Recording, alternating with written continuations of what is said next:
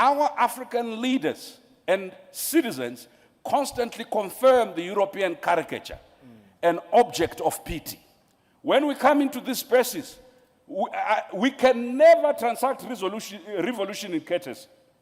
I like to be civil, to be courteous, right? But each time I start pointing to atrocities committed by African governments, the Europeans and the Americans cheer me up.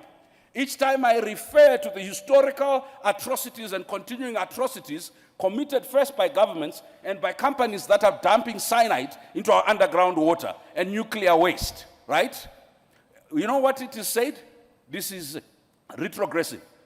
It's undermining investment. It's again, listen, we cannot win the narrative battle by arguing in pockets.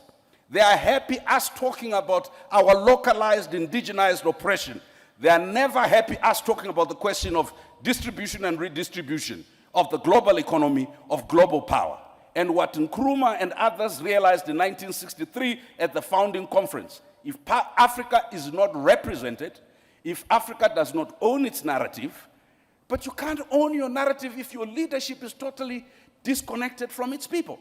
You can't own your narrative if your intellectuals are totally disconnected. We have underinvested in rural areas and slums where the majority of our people are. In fact, we treat them as security threats and they are over-policed. Number two, we have underinvested in our academic and research institutions. We'd rather bring McKinsey and bring Deloitte and Touch. They will help us do AU reform. Why? Because there are no African consultancies that we know.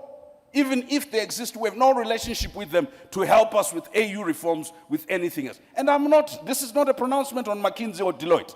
It's a pronouncement on ourselves. We have not, as a leadership, begun to recognize that the native is capable of knowledge.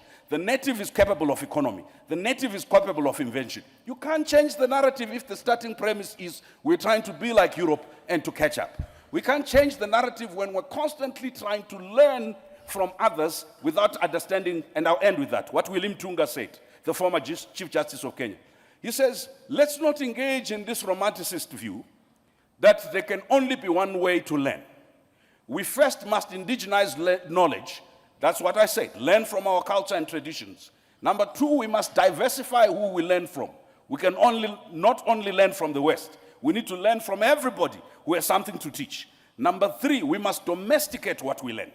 If we're going to learn anything, let's domesticate. I think the chairperson and the minister said it's consciousness.